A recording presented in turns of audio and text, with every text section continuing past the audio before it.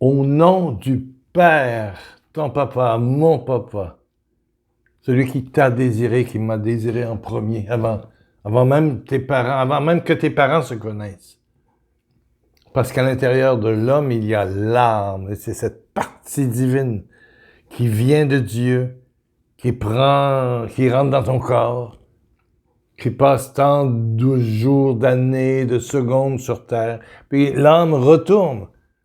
On dit de quelqu'un qui vient de décéder, il a rendu l'âme.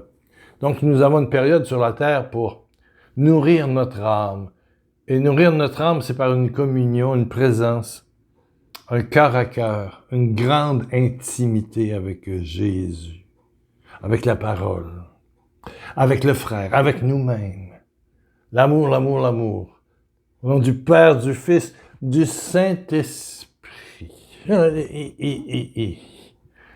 Ah, c'est drôle parce que quand on écoute Notre-Dame de la Lumière, si vous écoutez, vous vivez le chapelet, le père d'Alberto, c'est le prêtre qui est là, c'est un prêtre libanais. Ils sont mariés, donc ils ont des enfants. Et lui, il dit au nom du Père, du Fils et du Saint-Esprit, il fait à l'envers. Que ce soit comme ça ou comme ça. Ça veut dire une puissance divine qui te prend de bord en bord.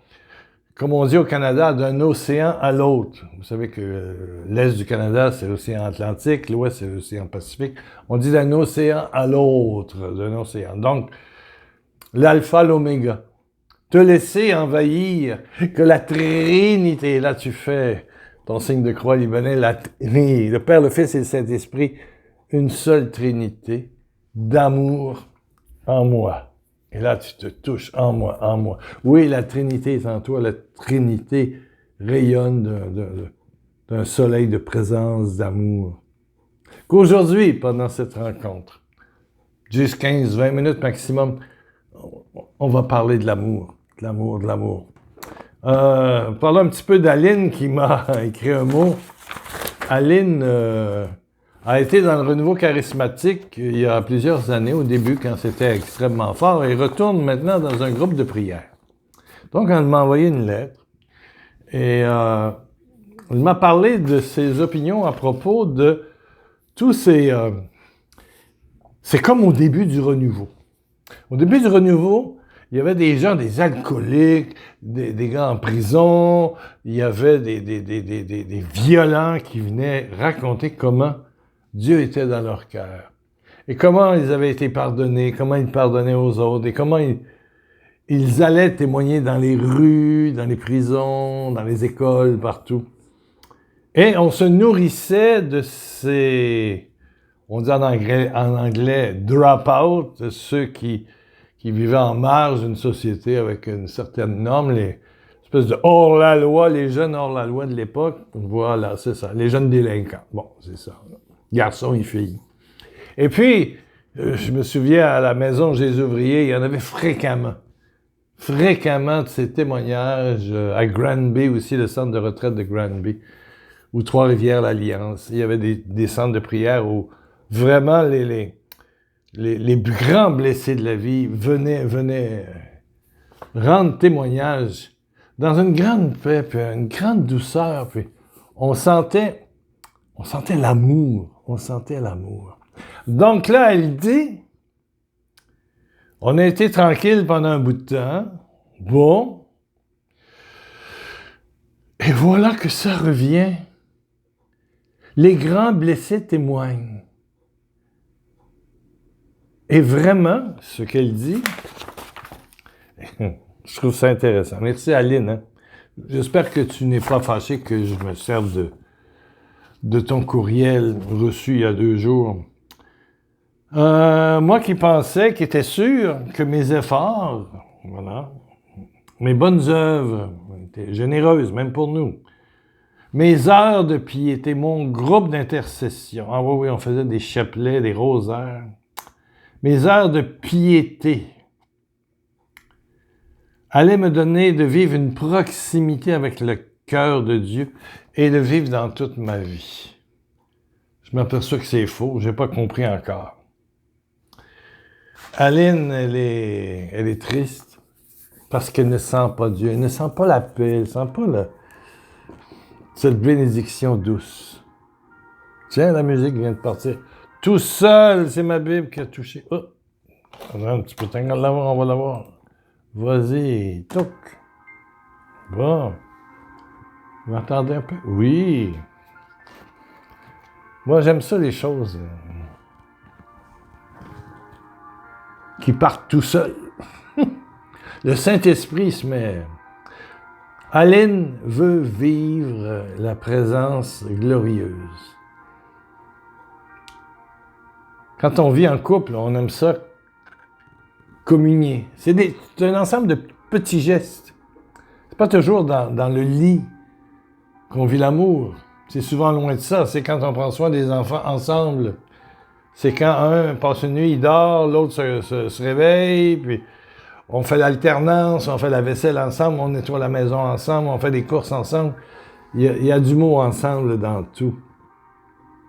L'amour se nourrit de ces communions, ces moments de souffrance, de joie. Ce qui était fastidieux devient plaisant parce qu'on est ensemble. Ma femme, quand on avait nos 4 enfants, c'était pas toujours drôle d'aller faire... Donc des fois, je gardais le plus petit. Des fois, on partait à 2, avec les 4 enfants. On avait deux caddies, là, puis quelle aventure! Et ma femme disait, quel plaisir! Oui, mais on se retrouve avec des trucs qu'on mange pas, parce que les enfants prennent ça dans les allées, puis ils mettent ça dans le caddie, puis finalement, on s'aperçoit, oups, on enlève ça, on enlève ça, on enlève ça. Oui, voilà, c'est. Et c'est ces expériences à 2, together, dans nos pauvretés, qui font l'amour dans le couple. Ben, c'est la même chose pour Dieu. Aline comprend que s'il y a des délinquants qui reviennent dire l'amour de Dieu, c'est parce que le premier pas, et c'est le début de la messe, c'est de reconnaître qu'on est pécheur. Et la première béatitude, parce que là on parle d'une béatitude, c'est bienheureux ceux qui se savent pauvres en esprit, pauvres en eux-mêmes. Ça faisait bonheur. Bienheureux, ça faisait bonheur. Bonheur à ceux, celles qui se savent vulnérables. Vulnérables. Paumés. Poqués, comme on dit au Québec. Paumés, poqués, ça veut dire la même chose. Ceux qui se savent, en quelque part, délinquants. Ceux qui réalisent qu'ils sont gourmands. Puis s'ils peuvent frauder l'impôt, ils vont le faire, vous pouvez être sûr, tu sais, je veux dire, un petit peu avaricieux, puis ils aiment l'argent, puis ils aiment le plaisir, puis... Bienheureux ceux qui se savent pauvres, qui ont perdu leur prétention de sainteté. Parce que le royaume des cieux, et le royaume des cieux, c'est le royaume de l'amour. Parce que Dieu est amour, on parle le royaume de Dieu, mais au fond, c'est un royaume d'amour. Jésus t'aime et t'aime Jésus. Nous nous aimons. Nous nous aimons. Nous nous aimons. Et c'est pour ça qu'au début de la messe, on demande toujours pardon. Voilà. Ben pour connaître le cœur de Dieu et enraciner sa vie dedans, il faut offrir, faire un oblat, l'offrande de nos pauvretés. Un peu comme la femme qui va chez Simon le pharisien, Jésus est invité. Et puis, il est invité sur le bout des doigts, il lui lave pas les pieds en rentrant, ce qui était de tradition juive à l'époque. Bon, à cause des routes de sable, tout ça, il lavait les pieds, les mains. Mais elle vient, elle se met à genoux et lave les pieds de Jésus avec ses larmes et les essuie avec ses cheveux. Et Jésus va dire, elle a beaucoup aimé. Elle est arrivée. Elle a risqué de se faire lapider. Elle rentre chez un pharisien. Un pharisien, il aurait pu dire à des soldats ou des gardes, « Allez, dehors et puis faites-la lapider. » C'est une fille de vie, c'est une prostituée. Mais Jésus voit avec quelle honnêteté. Elle est au bout du rouleau. Et elle se livre à Jésus. Et Jésus, bien sûr, connaît ses péchés. Bien sûr qu'il connaît nos péchés. Mais il reconnaît l'audace de l'amour. L'audace de l'amour. Alléluia. Ça prend un minimum d'audace avec 3 touches de sel de naïveté, puis d'humilité surtout. Et elle se livre à Jésus. Elle prend le risque de l'amour. Et puis elle est récompensée. Et Jésus la prend avec elle dans son groupe. Imaginez. On dit que c'est Marie-Madeleine. On ne sait pas. Il y a bien des chances parce que Jésus ressuscite et il dit à Marie, il dit son nom, Marie. Elle dit Rabboni, elle dit Jésus.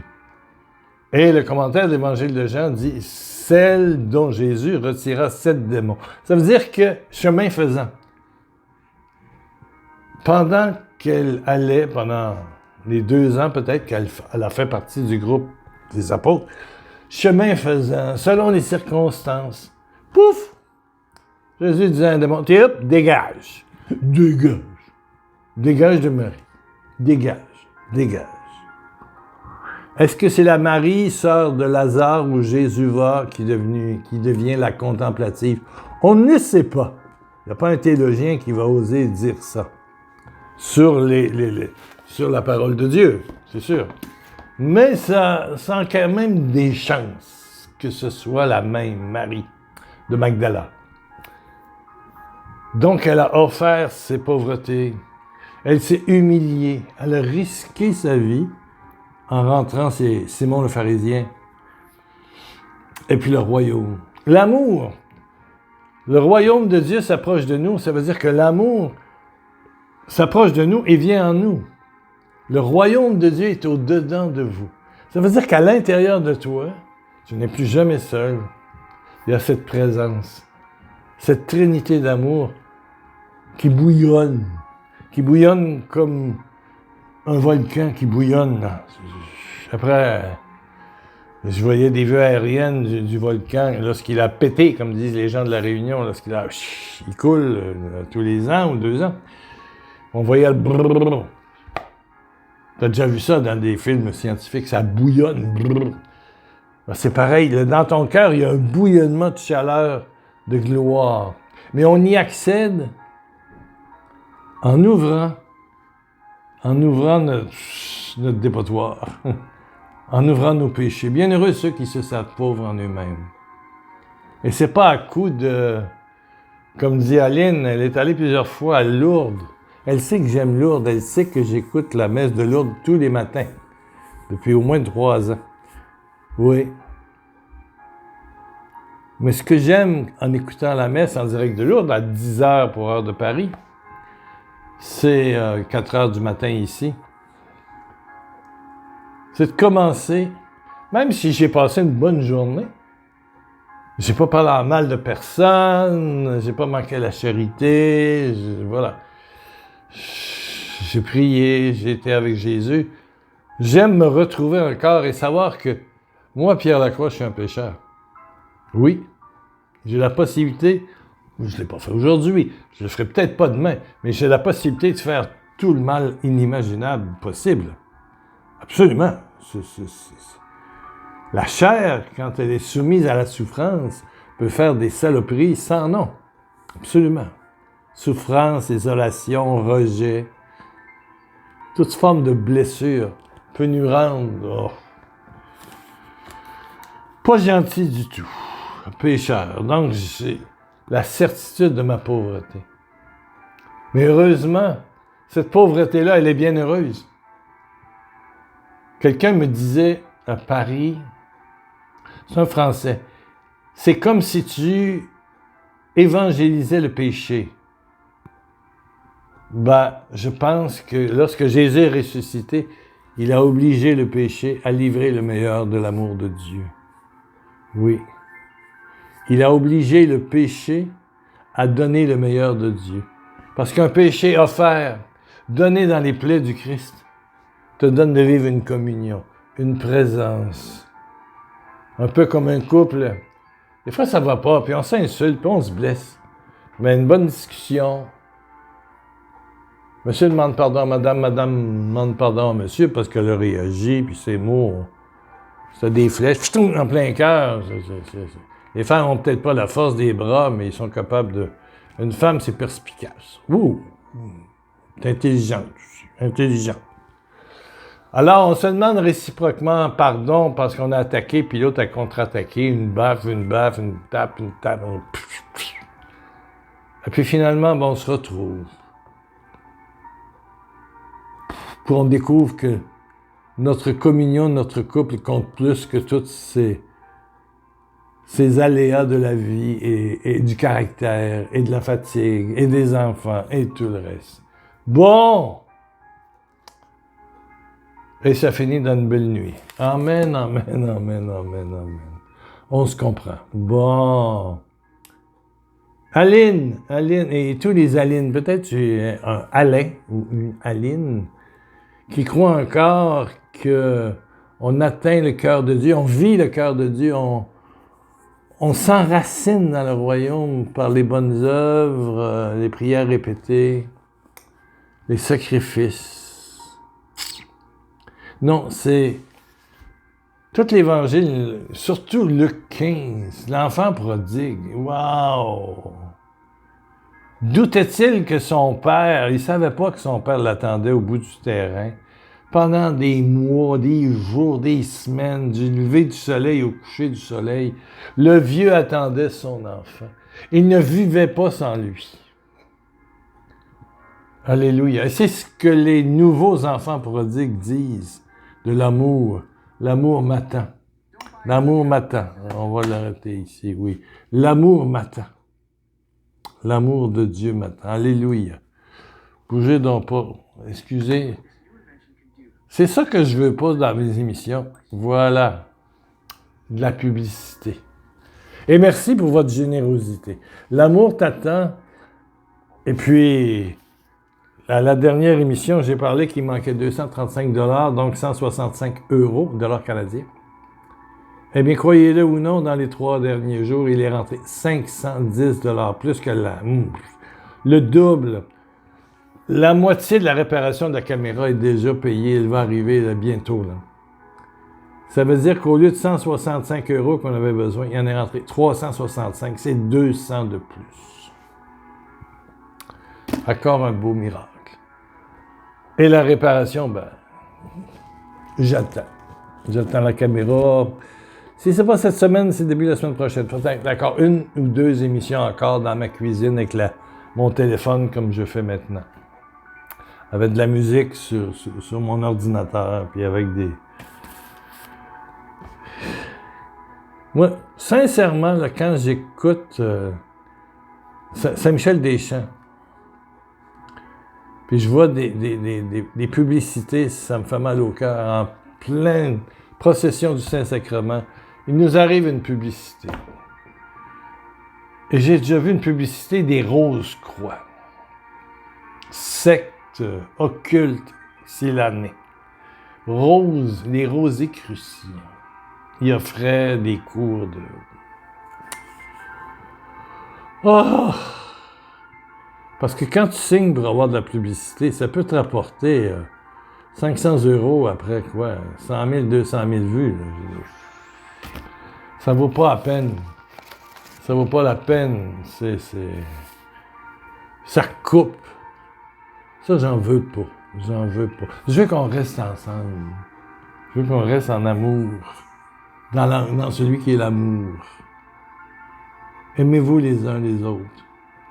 Et si on veut rester dans une famille unie, il faut y aller avec humilité. Là, c'est humble, c'est dans ma cuisine avec un éclairage de fortune. Avec mon téléphone qui est vieux de 3 ans. L'image est pas trop mal. Le son, ça peut aller. Mais ensemble. Mais ce que je veux dire à Aline, et je reviens encore à Aline, puis ne pas m'éloigner d'Aline, c'est plus par tes pauvretés. Rencontre un prêtre. Oui. T'en as des blessures, Aline. T'en as des rancœurs. En quelque part, tu es vulnérable. Oui. Oui, en quelque part. Que tu aies parlé en mal de quelqu'un. que tu as été jaloux, jalouse. C'est ça nos vulnérabilités. Mais offerte à Dieu, au cœur de Dieu, au sang de l'agneau, aux plaies de Jésus, ben, ça te ressuscite dans une communion, une chaleur de Dieu. Baisse tes yeux. Ouais, ferme tes yeux. Amen, amen, amen, amen, amen. Père, Père, par Jésus. Par les plaies glorieuses de Jésus-Christ. Jésus-Christ, Jésus-Christ. Ton Fils dépasse l'écran et va toucher à ma sœur, à mon frère qui est là. Que ta main se pose sur son épaule, sa tête.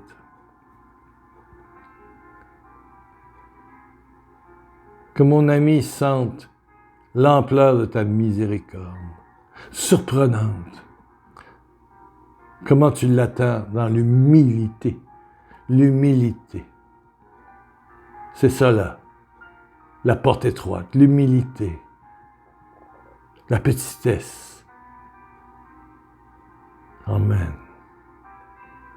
Merci Seigneur, de baptiser dans ton Saint-Esprit d'amour et de miséricorde mon ami qui écoute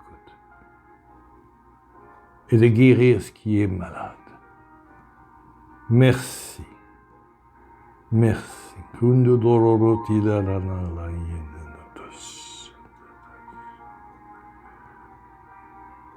Alléluia. Et je vous invite, si vous êtes resté jusqu'à la fin, jusqu'à la prière, à déposer un message ici en bas de YouTube. J'aime ça.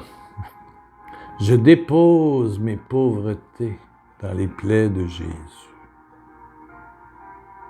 Je dépose mes pauvretés, mes erreurs, mes péchés, ma vulnérabilité, mes addictions dans les plaies de Jésus. Je dépose, dis-le avec moi, je dépose, ou écris-le tout de suite. Je dépose mes péchés, P-E-C-H-E-E, dans les plaies de Jésus, avec un J majuscule. Alléluia. Merci de ta miséricorde. Wow! Wow! Wow! Merci. Sur Pierre Lacroix, le blog www.pierrelacroix.com, il y a un article et une prière autre que celle que je viens de faire, plus longue, que vous pourrez faire chaque jour. Puis une réflexion sur connaître le cœur de Dieu. Je vous invite à y aller. Si vous êtes juste membre de YouTube ou vous arrivez par hasard, allez voir du côté de www.pierrelacroix-minuscule.com. Puis inscrivez-vous pour aller voir le dernier article en liste. Accéder au cœur de Dieu. Comment accéder au cœur de Dieu? Comment accéder au cœur de Dieu? 1,5 million de bisous de miséricorde. De miséricorde. Amen.